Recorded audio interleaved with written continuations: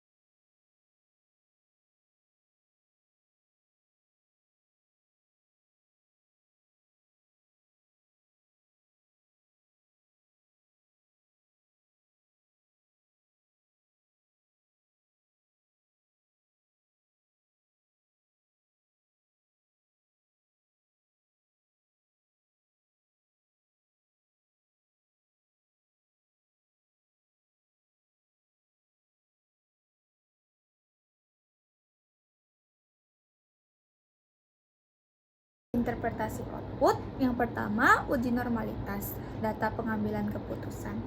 Jika signifikan lebih besar dari 0,05, maka data terdistribusi normal.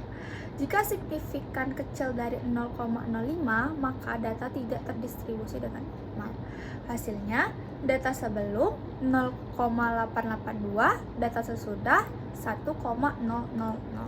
Interpretasi, karena seluruh nilai signifikasi Shapiro-Wilk lebih besar dari 0,05, maka data dinyatakan memenuhi syarat uji parity test. Uji parity test. Hasilnya nilai mean difference-nya 44,400, nilai t-hitungnya 166,500, nilai signifikasinya 0,000. Interpretasi, berdasarkan hasil uji parity test diperoleh nilai signifikan sebesar 0,000 itu kecil dari 0,05, sehingga H0 ditolak, H pertama diterima. Hal ini menunjukkan bahwa terdapat perbedaan yang signifikan antara kadar glukosa darah sebelum dan sesudah perlakuan. Nilai rata-rata perbedaan sebesar 44,400 menunjukkan adanya penurunan kadar glukosa darah setelah perlakuan diberikan.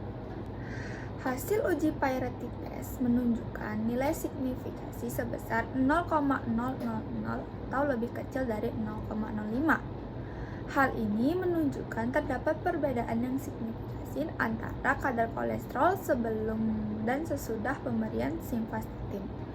Rata-rata kadar kolesterol total sebelum perlakuan lebih tinggi dibandingkan sesudah perlakuan, dengan nilai mean difference sebesar 44,400 mgdl.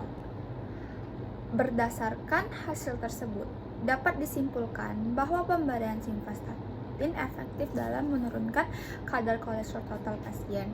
Dengan demikian, terapi simvastatin memberikan pengaruh nyata terhadap penurunan kadar kolesterol, sehingga dapat digunakan sebagai salah satu terapi yang efektif dalam bidang farmasi klinis.